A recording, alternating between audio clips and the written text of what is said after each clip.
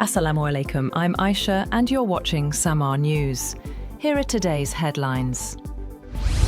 Pakistan has bombed Afghan Taliban government targets in Afghanistan's major cities overnight, with Pakistan's Defence Minister describing the conflict as open war. Security sources in Pakistan said the strikes involved air and ground strikes against Taliban posts, headquarters and ammunition depots in multiple sectors along the border. A Pakistani government spokesperson said 133 Afghan Taliban were killed and more than 200 wounded, with 27 posts destroyed and 9 captured. Defence Minister Khawaja Asif said Pakistan's cup of patience has overflowed. Now it is open war. Taliban spokesperson Zabihullah Mujahid said Pakistani forces carried out airstrikes in parts of Kabul, Kandahar and Paktia.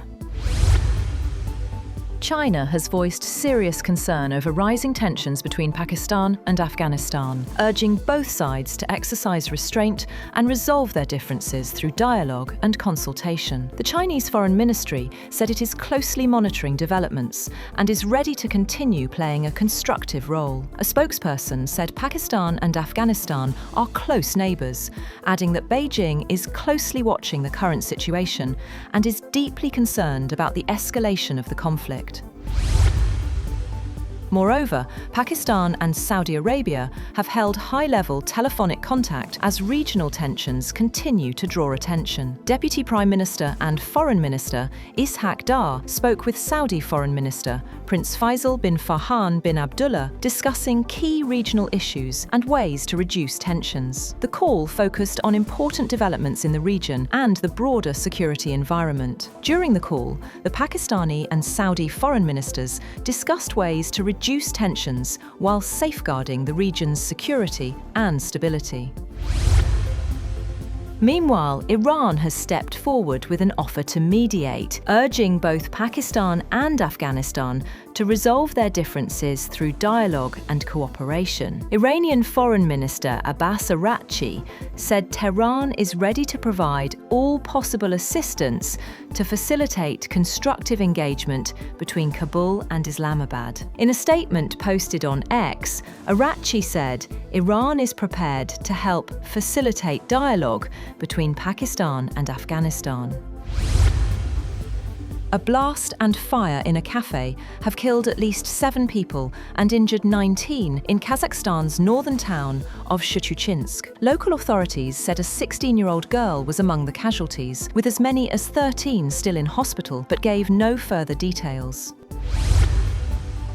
On the other hand, the United States and Iran have made progress in talks over Tehran's nuclear program, but hours of negotiation ended with no sign of a breakthrough that could avert potential US strikes amid a massive military buildup. Omani Foreign Minister Saeed Badr al-Busaidi said in a post on X after the day's meetings in Switzerland that the two sides plan to resume negotiations soon after consultations in their countries' capitals, with technical-level discussions scheduled to take place next week in Vienna. Al-Busaidi will hold talks with US Vice President J.D. Vance and other US officials in Washington today.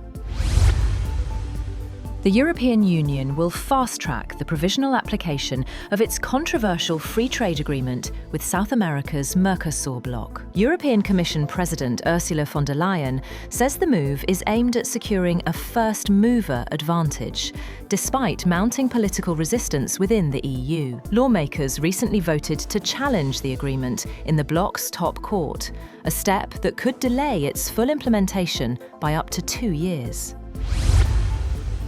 Germany's unemployment total remains above 3 million, despite a slight monthly decline, as prolonged economic weakness continues to weigh on Europe's largest economy. Labour Office figures highlight the strain of years of stagnation on the job market. The data presents a major challenge for Chancellor Friedrich Merz's government, which has pledged to revive growth after 2 years of contraction and is preparing for a series of key state elections in the months ahead. Former US Secretary of State Hillary Clinton has told a congressional committee that she did not remember ever meeting the late sex offender Jeffrey Epstein and had no information to share about his criminal activities. Clinton said in a statement that she did not recall ever encountering Mr. Epstein and never flew on his plane or visited his island, homes, or offices. Following a 7-hour appearance before the panel, Clinton told reporters she repeatedly was asked the same questions throughout the day, but that she also offered some suggestions on conducting the investigation. That's all for now. For more updates, visit www.samaa.tv. Thank you for watching Samaa News.